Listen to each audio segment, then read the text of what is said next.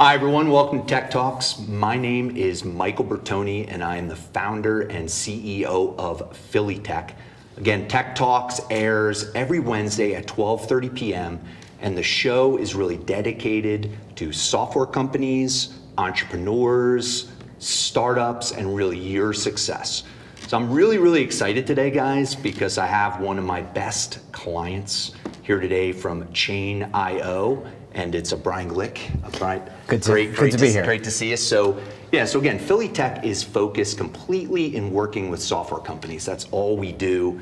And Brian has a tremendous company in Chain.io, really easy to go to if folks don't know. IO is their website, so Chain.io. And I have people calling me as I'm doing searches and trying to find them talent that are excited. They're actually excited about the technology.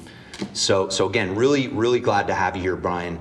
So yeah, tell the audience a little bit about your background. We'll start there, right? Before Chain, what was life like as a child as Brian Glick, right? No, we don't have to go to child. But what was your background like? It could be a long story at this point. So I got my start in technology back when you just used the term computer guy.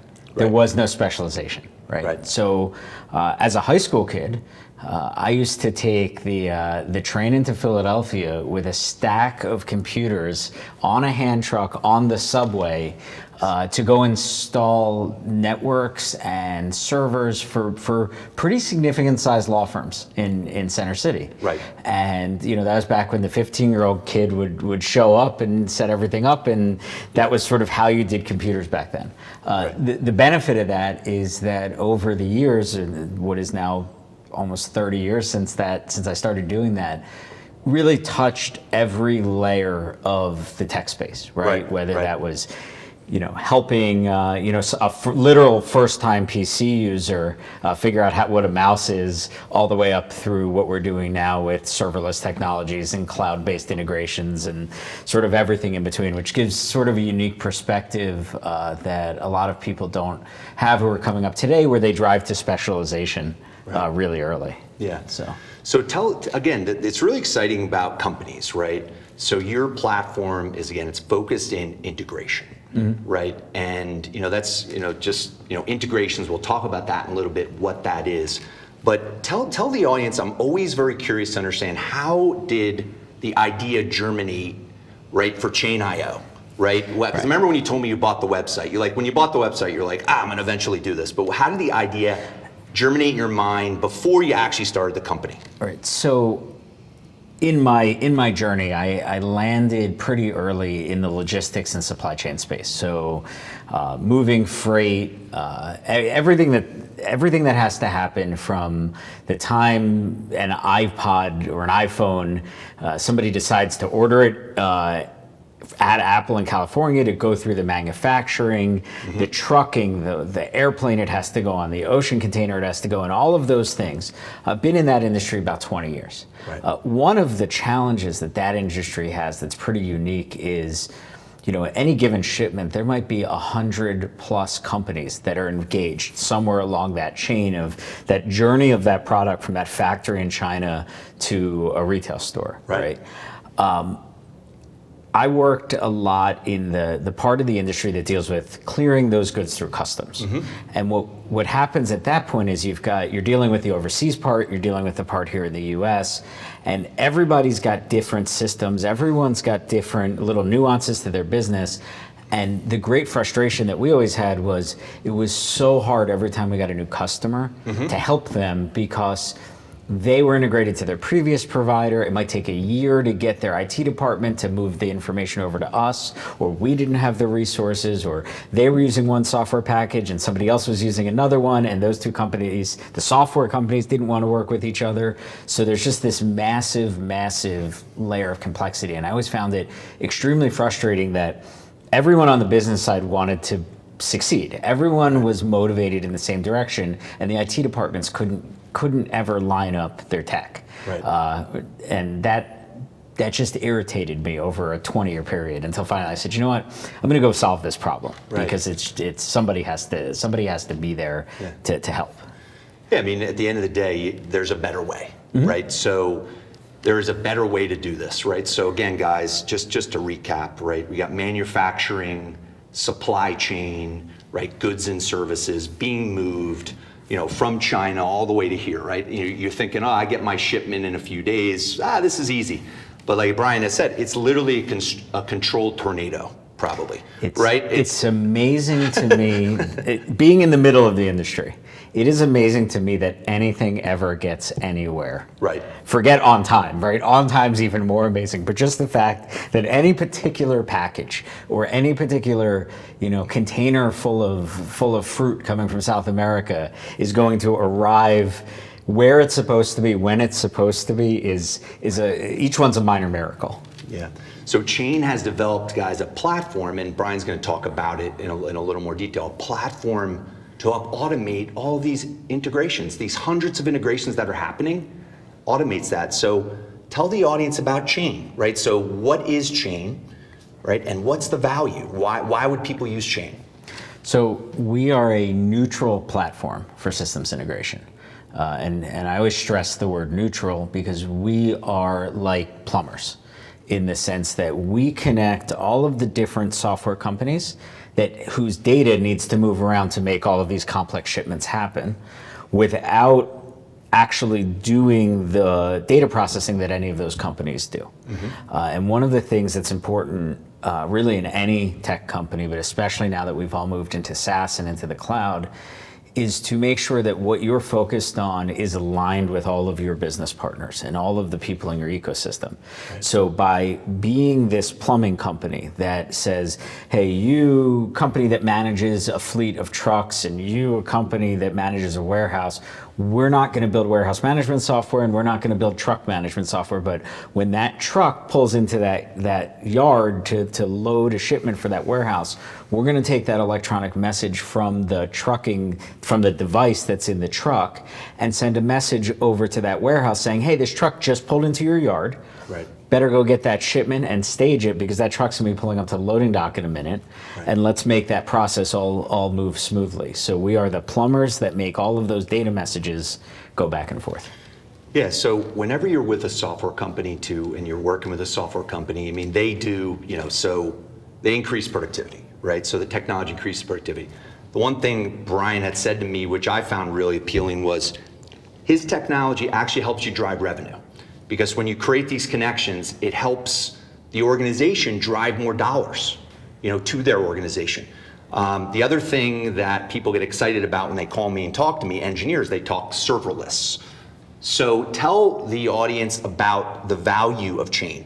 So there are other, obviously, solutions out in the market. Why Chain? What's the differentiation? Why should somebody use it as opposed to other products? So the way we drive revenue for our customers, many of our customers are either the software companies themselves who really do not want to build departments inside of a startup to do legacy integrations to 30-year-old ERP systems, and their investors don't want them to do that either. But in order to drive revenue, in order to go sign a Fortune 100 company or a top 10 global freight forwarder, you need to be able to work with those large companies and with those legacy systems. So those software companies will come to us and say, we want to be part of the Chain.io platform.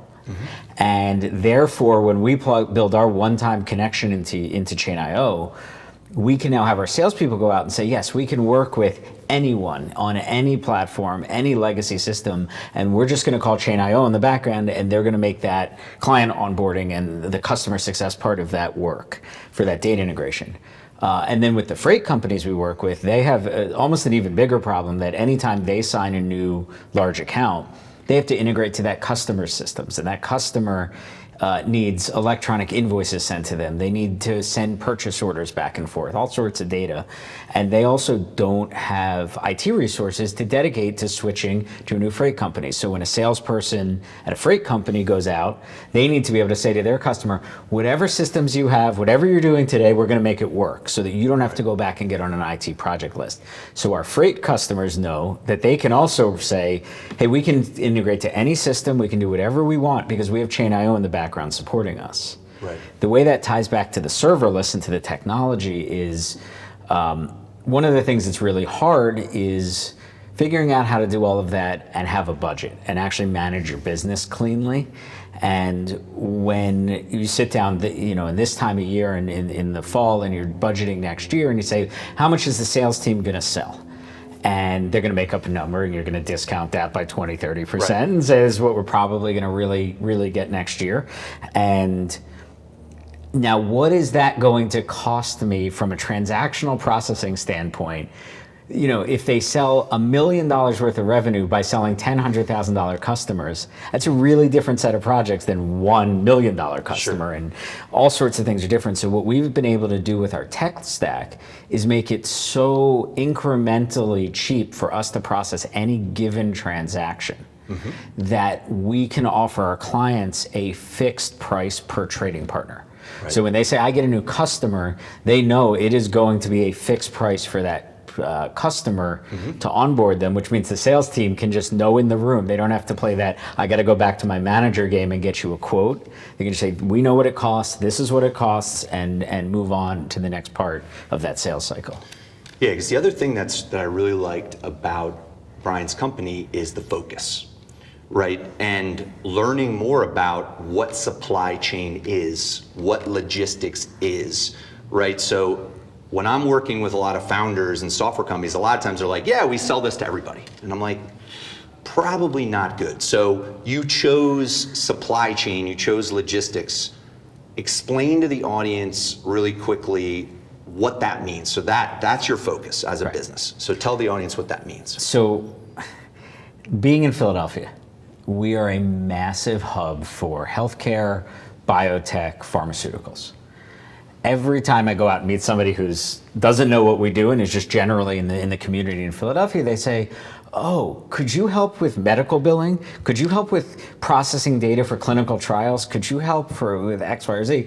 And I always point them to other really great companies for that, because the way we provide so much value to our clients is that our team is really deeply engaged in the domain space of supply chain. We all have 20-year backgrounds, or most of us, at least on the business side, and we really are able to sit with our clients and understand things like, oh, if you're bringing that product into Brazil, that's going to be a much different process than bringing that product into Italy. Right. There's so there's value add beyond just yeah. tech. So that value add, or saying, hey, client says to you something like, I'm going to send an update about this shipment 48 hours after it left, which is great when you're moving an ocean container that takes 15, 20 days to get there. But when you're moving an air shipment from London to JFK, if you send me an update on that shipment 48 hours after it left, I've already got it in my hands. Right. It's there already, right? I don't need an update at that point. So we're able to sit with our clients and really understand their businesses, understand their customers' businesses, and bring best practices along with the integration. So it's not just take an order and return back a mapping. It's come to us with a business problem, or even sometimes our clients don't even really know what their business problem is. They just know they have competitors who are selling something that's more advanced. Right. And we're able to sit down with them and really strategize and figure out and be that trusted partner for solving the real problem, not just the technology problem. And there's no way we could do that in fintech or in healthcare, because we're not experts there. So that's why we stay very focused. So guys, come back to Tech Talks in a few minutes, because we're going to get into specific customer use cases, right? We're also going to talk about the future of this market, the future of chain. So come on back to Tech Talks in a few minutes. Thanks.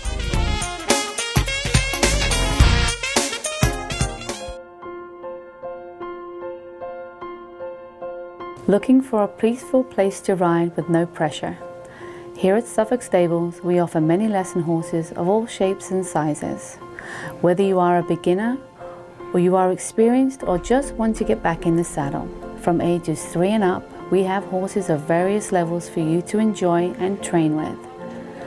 Come take a ride on our beginner-safe horses and learn the basics, or move your training along and learn to jump or polish your jumping skills on our seasoned jumping horses in our sand and stone dust outdoor jumper ring. After your lesson, take a walk to cool down on our racetrack, which is 5/8 of a mile long. If you're looking to take dressage, we have lessons in our outdoor full-size ring and offer experienced dressage coaches. Suffolk Stables has a large indoor arena for year-round riding, which also has wonderful dust-free footing. Are you looking to show?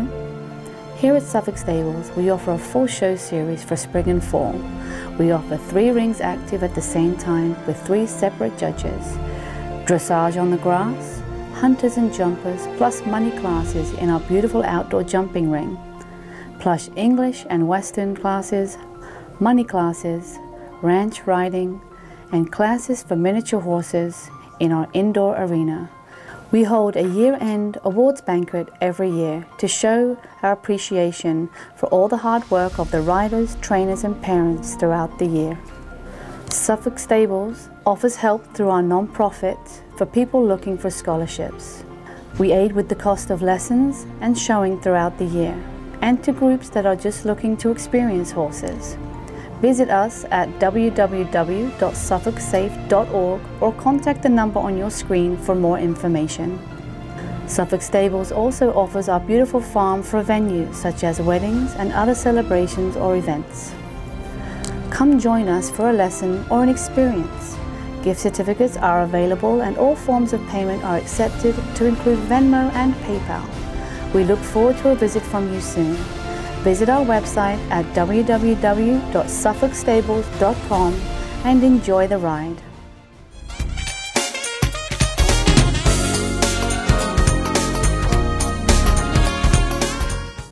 So welcome back to Tech Talks. My name again is Michael Bertoni, and I'm the founder and CEO of Philly Tech. And we are having a great conversation, super exciting, about integration within supply chain technology with Chain.io CEO Brian Glick.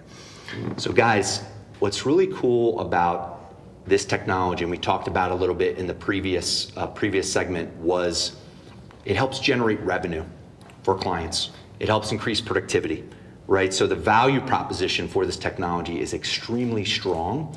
So Brian, tell the audience a little bit about customer stories, right? Some, if you can name them, great. You don't have to, but tell maybe about the top 2 or 3 customer stories, maybe some fun tidbits.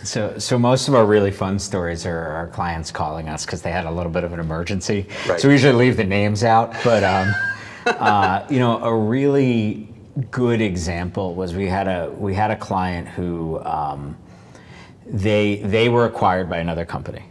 And as part of that acquisition, they made a commitment to switch to a new operational platform. So their whole business runs on this freight management system. It's their ERP for very specific to freight. And they made a commitment to migrate over to a new platform that the parent company wanted and all of these things. And, it was January 1st, we're going to have this done. We have to have it done, drop dead date. All the accounting systems have to be moved over, and they got to sort of mid-November of a particular year, and they realized that they had another system sitting on the side that was extremely important to, I would guess, about 85% of their revenue. Wow. So kind of a big deal. Sure. And that system wasn't particularly documented, and it was integrated to their old system. Okay. And it was not integrated to their new system. And come January 1, so we're now 6 weeks away, right, they're going to essentially have to drop 85% of their revenue if they don't get this migrated, or they're going to have to go back to their CEO and say, we're going to have to push this off 6 months. Right. They were able to call us, and because we already had existing experience and we were able to do things, we took the data that was coming out of this side system in the format that their old system needed. Right. And in our cloud, mutated it and converted it to look like the data in the format of the new system. Sure. They didn't have to contact either software vendor, and we were able to sit in the middle and process those transactions for them. That's and sort of save the day. And for those of us who are going to go to our website and sign up, please don't ask us to do restructure your whole business in 4 weeks. We prefer not to do that, but occasionally it's something we have to do. They're going to pay you. Yeah, well, and it's one of those things where when you're in integration, nobody ever wakes up in the morning and says, "Hey, let's go find a new integration provider today, just for fun." Right? Right. We're not that kind of business. But when those things are needed, they're usually needed right now, and that's where we sort of can get very creative with our customers to say, how can we use what you already have in your environment and maybe assemble the Legos a little bit differently and build the thing that you need, as opposed to, spending a year stuck in analysis to go start completely from scratch. Right. So again, on my side, what I'm hearing is compelling events. Right. So I heard two compelling events. I heard we have a problem and it needs to be fixed right now. And then I heard we have a new system. Right. So what are some of the other more stories, but also compelling events? Because it's, companies that are watching this today, a lot of times you don't know what you don't know, right? So you're the CEO, you're the CFO, and you're like, we have a problem, and we don't even know what we don't know. We don't know how to fix it, right? So what are some of those other compelling drivers that you see, and also kind of blended into customer stories? So there's two other big drivers. The first one is, what we call in the logistics industry swivel neck, which is I have an employee who has two screens, and the reason they have two screens is they're getting data in from one system, and then they have to turn their head and type it into the other system. Right. So they have that swivel neck all day. They're just going back and forth. I got to take data from here and put it into there.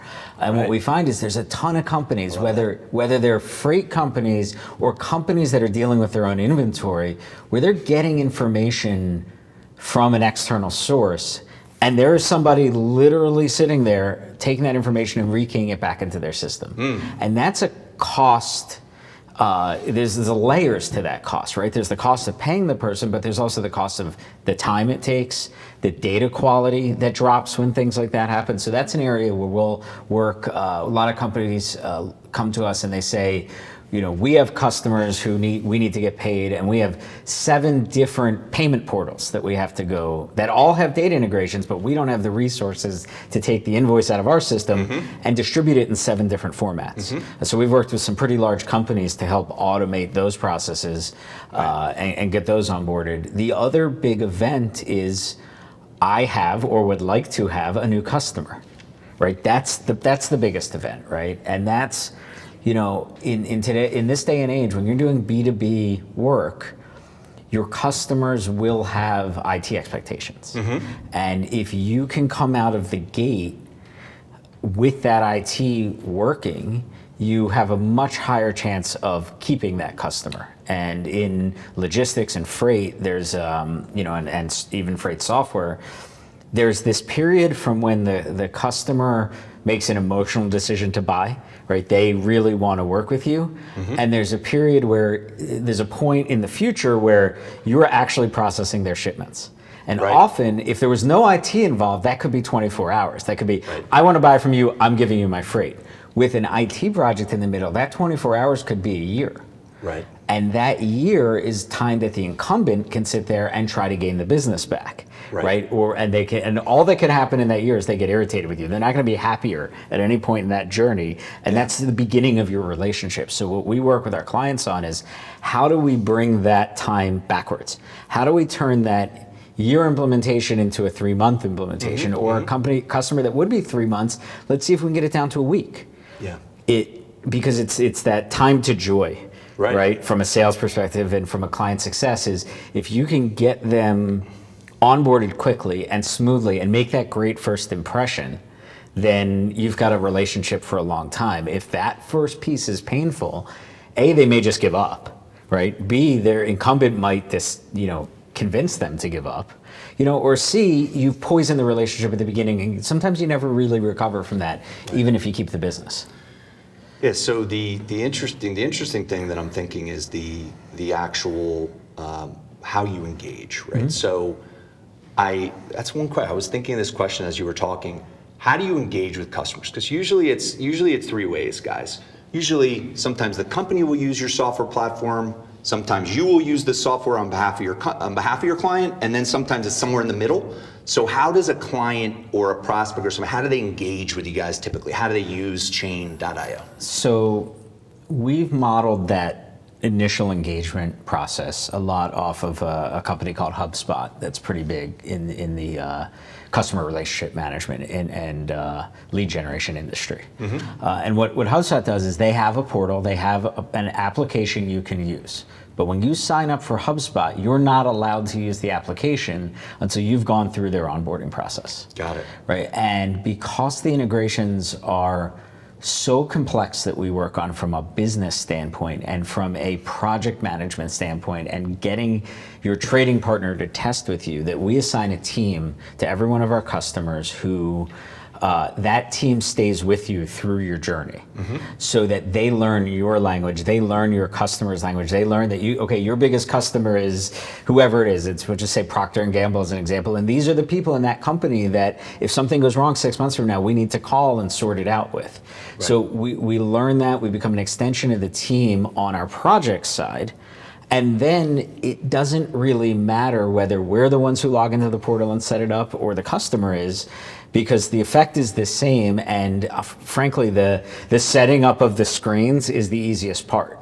The hard part is making sure we're all trained and we're all on the same page as to what data needs to go where and when. We always sort of have a motto in the office that it's one thing to do a data integration and move something from A to B, but getting the right data to the right person at the right time, if you can check those 3 boxes, then you're really successful. And that's a people process problem as much as it's a technology problem. So guys, let's recap here, because Brian, I want you to tell the audience again, because we have people watching here.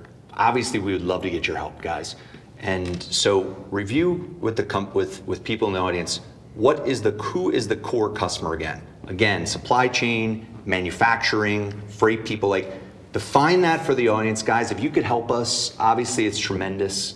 Tell the audience a little bit about the core exact customer. So our best customers are either freight related companies who repeatedly have multiple customers they need to connect to, right, or product-based companies, and I would, sort of lump manufacturing in there, but generally retail products, consumer goods, food, that type of things, who work with multiple service providers, who have more than one freight company they work with, or have trucking companies they work with and ocean freight companies they work with, or where they have more than one problem. Frankly, the clients we turn away are the ones who say, I only have one thing that I ever need to do, and I'm going to do it and I'm going to be done. There are way cheaper ways to get that done, and we can certainly, if you want to contact us, we can make recommendations to great other companies that can do one-off integrations. But clients who work with us, it's because they're going to have repeated problems across like kind of a broad set of integration problems that they need to maintain over a long period of time.